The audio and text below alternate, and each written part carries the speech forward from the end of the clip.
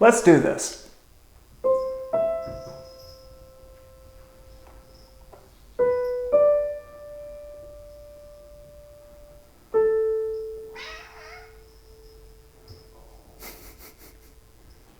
Hey everybody, and welcome back to Fantasy Inc. My name is Wyeth, and today we're talking about He Who Fights with Monsters, written by Shirtaloon.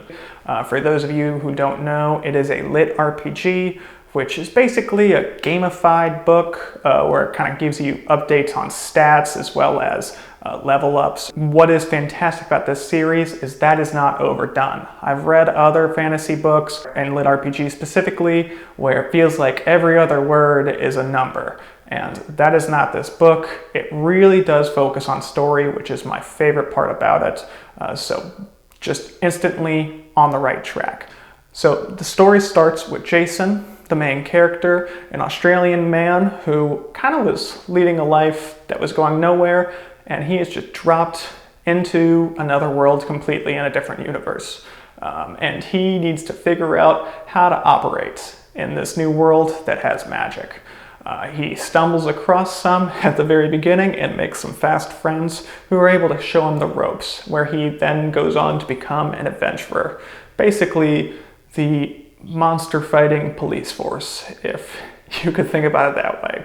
I really love Jason as a character. He's extremely funny. Shirtaloon did a fantastic job with writing jokes and quips and really making Jason and the other characters relatable, which is a big boon for me.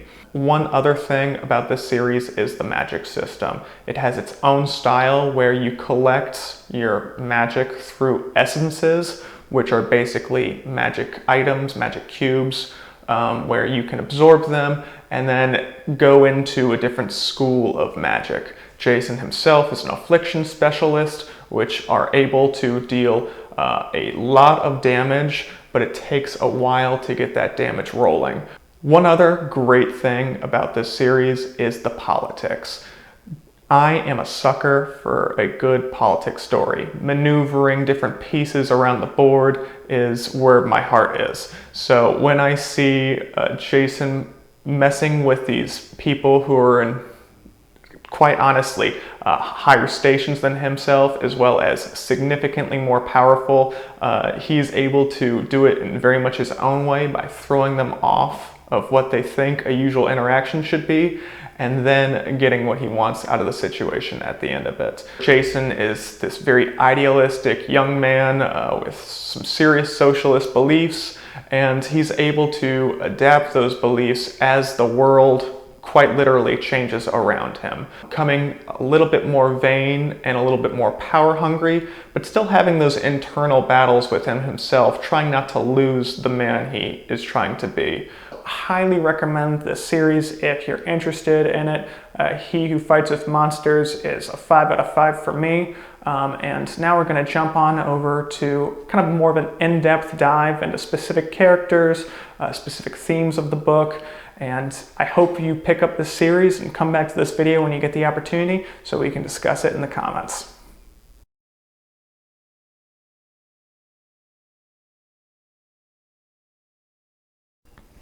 Hey everybody, and welcome back. Ideally, y'all take the opportunity to go ahead and read through the series, or you are already up to date and just looking forward to this part of the video.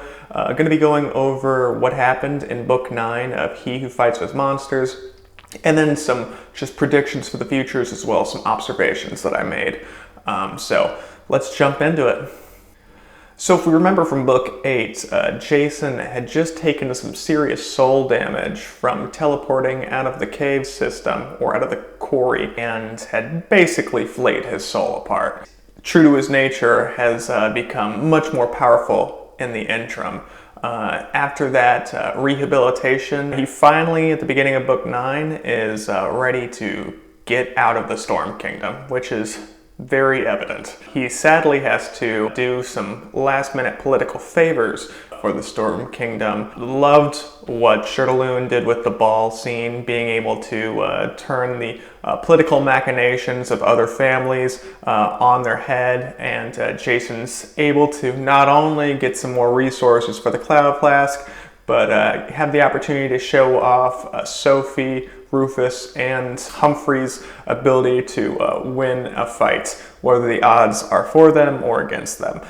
After they get on out of the Storm Kingdom, they're trying to get back to the good old adventuring life. This is what Jason's been pining for. Goodness, I'd say the last 3 to 4 years of his life when he was on Earth. So I know for a fact he's looking forward to this, but still the Storm Kingdom has its political machinations, and Zara, the ex-princess, has now joined his party.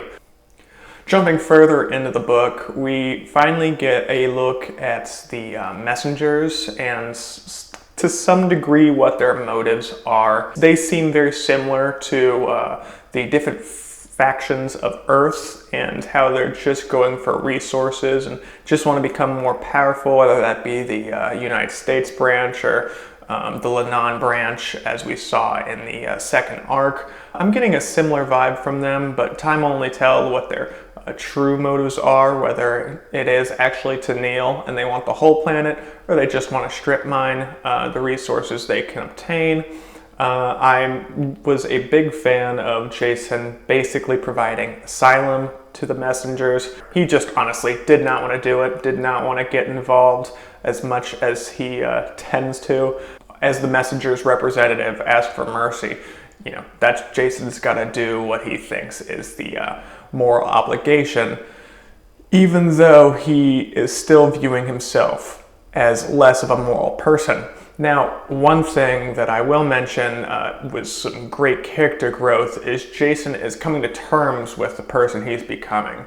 He's not let go of his ideals, but he's become what appears to be a realist about the situation as a whole, and I'd love to hear y'all's thoughts on it as well, because as we all know, he's a wonderful character, and I'm sure very fun to write, but there is some difficulty with the wars that Jason has going on inside himself. Some of the other characters I want to touch on, I can't get to all of them obviously for this video, but the ones that stood out to me. Belinda really took a turn in the front seat this time around. We got to see a little bit more of her struggle with going straight and leaving thieving behind. A great conversation between her and Humphrey, where he was able to basically tell her straight, like, hey, you could be the potential downfall. I think he was being a bit hyperbolic, and I think she got the same impression, but it's still this good dynamic that we haven't seen from Belinda in the past, where she's almost been a character in the background, even though she's been a part of the team. I'm really hoping that we get something similar from Neil, potentially something between conflicts with his religion as well as the team's future endeavors going forward, but that might be unlikely, seeing as Jason was visited by the god of healing. So we'll have to see what happens in the later books. All in all, I want to touch on one last character relationship, Jason and Amir. I thought this was a great representation of how Jason has changed over the years. Yes, it's only been 3 years from Amir's perspective, and he's a gold ranker, so he could be upwards of 100 right now. So not a lot of time, to be quite candid with you.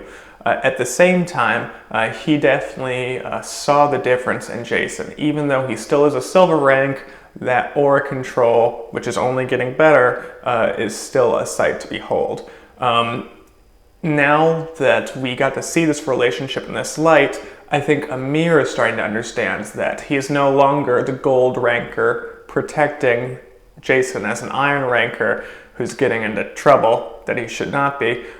He's almost seeing them as equals, which is Jason's whole philosophy, as I mentioned in the summary.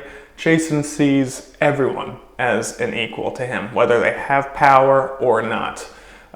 Jason just is a realist, and he's coming to determine that when it comes to he has the power to change things, but also the selfish desire to want to be the person to change them.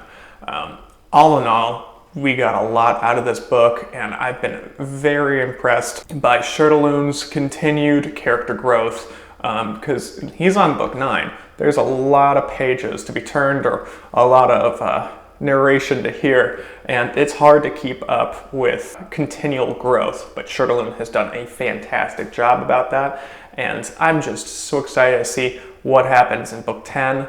I'll end the video on a few predictions. We'll have to see what the messenger's relationship with the builder is. Obviously, at the end of book 8, Dawn was almost apologetic about the information she could not share with Jason, so Shirtaloon definitely has something in the back pocket that is going to potentially ruin Jason's day in the near future. So I'm curious to see if the messenger conflict has a relationship to do with that. Obviously, Jason needs the information from the messengers to be able to connect the bridge between his world and Palimustus. So, you know, other than that, I would like to see it go a little bit deeper, opposed to this being almost like a side quest. But that's just a personal recommendation. Obviously, do what's best for the series at the end of the day. Other predictions, I think we're going to see a lot more Jason and Zara in the near future. That's self-evident in my opinion at this stage. Finally, I really just want a Clive arc. Can we just get a Clive arc? He got a little flushed out in this book by he's got a bit of a temper on him now, which I'm quite for. So just more Clive, that'd be fantastic. Other than that, these are just some of my predictions for the future. I really hoped y'all enjoyed book 9 as much as I did. Cannot wait for book 10. I want to ask y'all in the comments, what do you think about my reactions to a few of the notes I mentioned? And also, what do you think about some predictions for the future? This is a great time to discuss in the comments, and I'll be right there talking with you.